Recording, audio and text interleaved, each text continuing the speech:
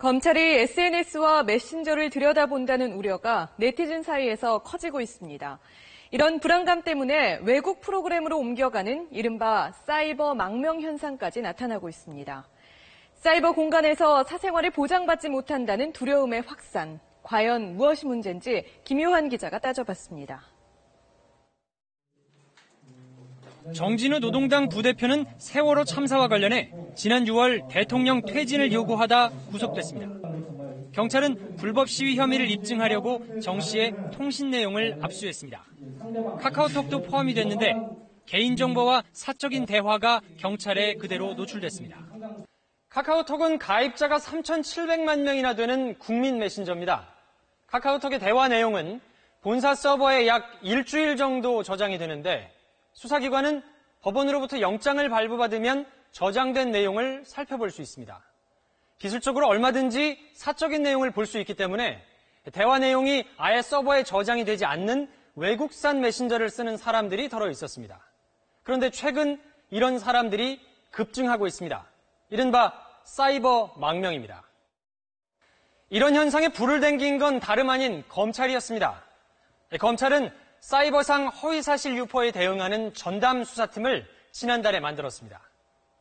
근거 없는 뜬소문이나 이 악의적인 비방의 피해를 막기 위해서라는 게 공식적인 이유입니다.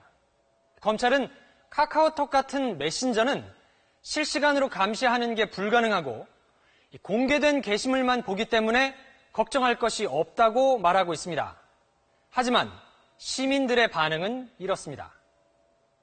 자기의 의견을 인터넷에 표출하고자 할 때 자기 스스로 검열을 하게 되고 그러면은 여론이 어느 한쪽의 의견에만 치우치게 되는 정부에 대한 비판적인 생각이나 아니면 정책에 대한 자신의 개인적인 생각들을 점점 못하게 되는 것 같아요.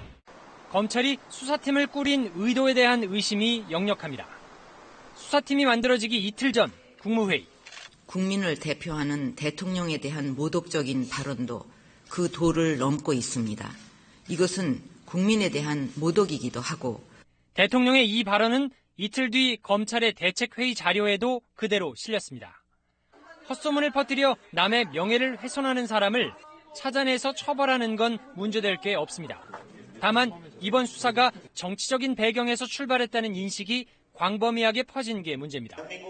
정보통신업계는 가입자가 대거 이탈하는 상황을 걱정하고 있습니다.